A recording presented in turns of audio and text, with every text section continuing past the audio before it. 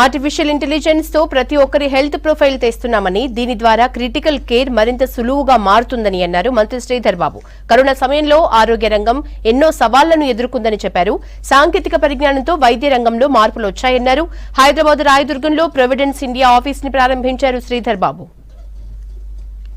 ఈరోజు ఐటీ రంగానికి సంబంధించి, ఆరోగ్య రంగానికి సంబంధించి కొత్తగా ఈరోజు వస్తూ ఉన్న టెక్నాలజీని ఉపయోగించుకొని హెల్త్ కేర్లో దీన్ని ఏ విధంగా సింక్రనైజ్ చేయాలి, దానివల్ల పేద పేషెంట్స్కి, ప్రత్యేకించి మారుమూల ప్రాంతాల నుంచి కానీ ఈరోజు పేదవారికి ఏ విధంగా ఉపయోగపడే విధంగా టెక్నాలజీ ఉపయోగపడే విధంగా ముందుకు తీసుకెళ్లాలని ప్రయత్నం చేయాలని వారిని కోరటం జరిగింది. ఆ హెల్త్ ప్రొఫైల్ ద్వారా మరి వారు రాబోయే కాలంలో ఏ విధమైన ఆరోగ్యపరమైన ఇబ్బందులు వచ్చినప్పుడు డాక్టర్ దగ్గరికి వెళ్ళినప్పుడు ఆ హెల్త్ ప్రొఫైల్ ఉపయోగపడే విధంగా ఉంటుంది డాక్టర్ ట్రీట్మెంట్ ఇవ్వడానికి.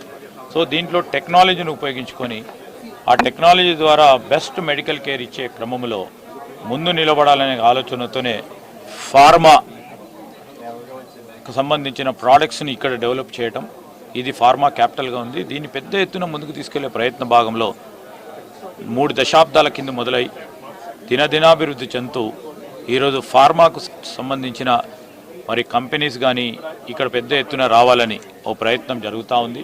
హైదరాబాద్ వాతావరణం కానీ, హైదరాబాదులో ఉన్న మేధాశక్తి కానీ, హైదరాబాదులో ఉన్న మరి ఆ పరిశ్రమకు కావాల్సిన వనరులు కానీ ఈ ప్రాంతంలో ప్రత్యేకించి ప్రభుత్వ పరంగా కూడా పూర్తి స్థాయిలో వారిని ప్రోత్సాహం చేసే కార్యాచరణ తీసుకుపోతా ఉన్నాం.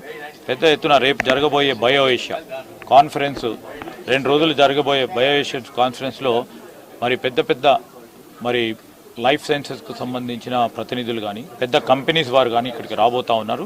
దాంట్లో మరి ముఖ్యమంత్రి గారు కూడా ప్రభుత్వం తరఫున 2 ప్రధానమైన నిర్ణయాలు కూడా తీసుకోవటం జరుగుతుంది. సో హెల్త్ కేర్లో ట్రాన్స్ఫర్మేషన్ ఏమంటే, ఇంతకుముందు పేషెంట్ కేర్ కోసం ఎత్తుకునేవారు, ఇప్పుడు కేర్ పేషెంట్ దగ్గరికి వెళ్తుంది. That is the big shift that the health care companies are trying to do. Bring in more and more digital technologies, try and use new disrupting technologies to be able to advance care, make healthcare better, make healthcare accessible to everybody, be it urban, rural, or even you sitting at home.